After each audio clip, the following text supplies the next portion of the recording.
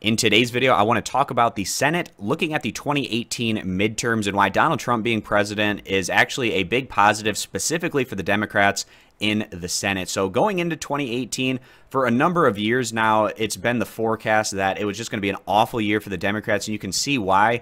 They have 26 seats they're trying to hold, a number of these being in states that can be flip states, go either Democrat or Republican, or even Republican-leaning states where you have some Democratic senators. We compare that over to the Republicans, who are only trying to defend 9 seats. So if Clinton was president right now, a lot of these contests would probably be much more competitive, and we'll get into that as I go through and show you how the map might have played out in both of those scenarios with either Clinton or Trump being president. But the next thing I want to do is show the polling data that we're getting. So just looking at the generic congressional ballot here, you can see every single poll, no matter who it comes from, shows that the Democrats have the advantage. It's usually somewhere between about a 5 to 10 point gap positive on the Democrat side. And I'm going to just scroll down and show you every single poll that we have here on Real Clear Politics.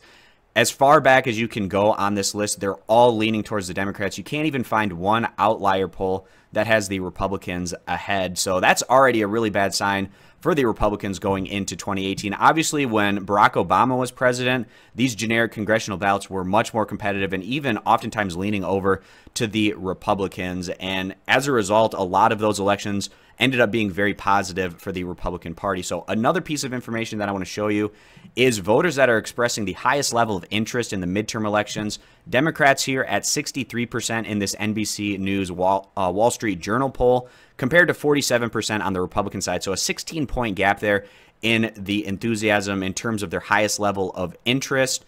And I've actually seen this pretty consistently no matter what poll I've been looking at. The highest level of interest usually has the Democrats between about a 10 to 20-point gap above the Republicans, which is also, of course, very positive for them, that they probably wouldn't have that gap at all. It would actually probably be a negative gap for the Democrats if Hillary Clinton was president in comparison to Donald Trump. Now we're going to move over to the 2018 midterm Senate map, which is currently set here at 270towin.com. They have 44 seats in the Democrats' corner, 7 toss-up, and then 49 on the Republican side. I actually think they're being a little bit more generous to the Republicans than I would probably be, but still, I want to go through and show you what I think this map would look like with a Donald Trump presidency compared to a Hillary Clinton presidency. So first, we're going to start off with Hillary. And Dean Heller in Nevada probably has a much better shot with Hillary Clinton being president. I'd probably put that in a lean to Heller's side because of his incumbency advantage, and the Republicans probably having more enthusiasm voting for a senator with the opposing party being in the presidency. And that's going to be the case with a lot of these different states, even ones where they have Democrats as the incumbent. So Arizona, Jeff Flake probably still is a senator there, that incumbency advantage. I'd put that also to the Republican side. Moving up to North Dakota, Heidkamp in a really competitive race right now. And with Clinton being president, I would lean that over to the Republicans in North Dakota. Same with McCaskill in Missouri. She would probably have a tougher time winning her reelection there. And Donnelly in Indiana, I would give him the lean in that sense. In West Virginia, that's a really tough one because currently it's set as a toss-up. I think that this is being a little bit more generous to the Republicans. Manchin, he's actually fairly popular within the state of West Virginia. It would take a really strong candidate on the Republican side to take him down, even if Donald Trump wasn't the president in comparison to Clinton. So I'd probably still keep that one in a toss-up scenario if Clinton was president. And then Florida with Governor Rick Scott going against Senator incumbent Bill Nelson, I'd probably give the lean over to Rick Scott. And right now that one's currently set as a toss-up. So we have one currently in a toss-up, but now we have some other states that I think would flip probably more so to the potential Republican side, or even being more in that toss-up range if Clinton was president, because you're not going to be getting those big advantages that we see right now in those congressional ballots for the Democrats, as well as just the enthusiasm gap there. So Wisconsin probably goes to a toss-up, Michigan, Ohio, Pennsylvania, Montana, and those are probably the states that I would put more in a toss-up scenario. Some of these other states, it would be a little bit tougher, like Virginia, for instance, or New Jersey, or maybe even this special election in Minnesota. But with that map being how it's set right now, that puts the Democrats at 39 to the 55 of Republicans. And if they won all of these toss-up potential results, that would put them at 61 Republicans to just 39 on the Democrat side. It would be an absolute landslide, and that would give them a supermajority in the Senate. And that's obviously your worst case scenario if Clinton is president and the Republicans had strong candidates to go against a lot of these incumbents. But still, you'd have that enthusiasm gap that we've seen throughout Barack Obama's presidency, where the Republicans were able to gain a lot of seats, not just in the Senate, also the House of Representatives, for instance. But now we're probably going to be getting the flip side of that now that we have a Republican as our president. So now we're going to reset this map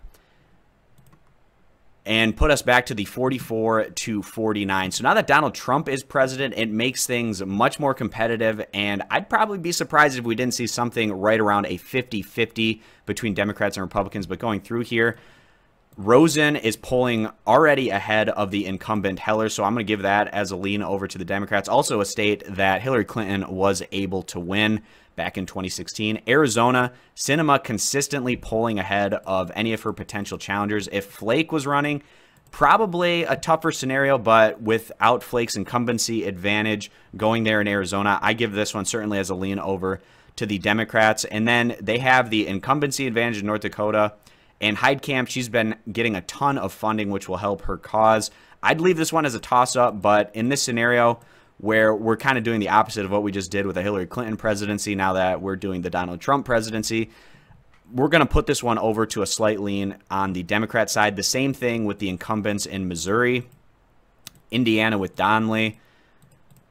I actually think West Virginia is safer for Manchin than probably a lot of people do, especially just based on the polling results that we're seeing.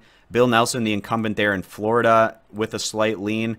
And I actually don't think Tennessee is a lean Republican right now because of the candidate that the Democrats have there, the former extremely popular governor, Phil Bredesen, who won every single county when he ran for his last term as governor there in the state. I actually give this as a lean to the Democrats side. And then we'll leave Texas, but I'd probably even put this one stage closer because Beto O'Rourke, he's been doing pretty well in some of the polls, and there's still a lot of time in the fact that Ted Cruz has a negative approval rating in his home state of Texas. I feel like that's probably going to be a pretty competitive race, maybe within about 5 percentage points. So with the Trump presidency, you can see it's an absolute shift the other way, where you have potentially 52 on the Democrat side to 48 on the Republican side. And in the previous map, I showed you a potential worst case scenario where it was over the supermajority for Republicans in the Senate. And now with Trump being the president, you could even see a scenario where the Democrats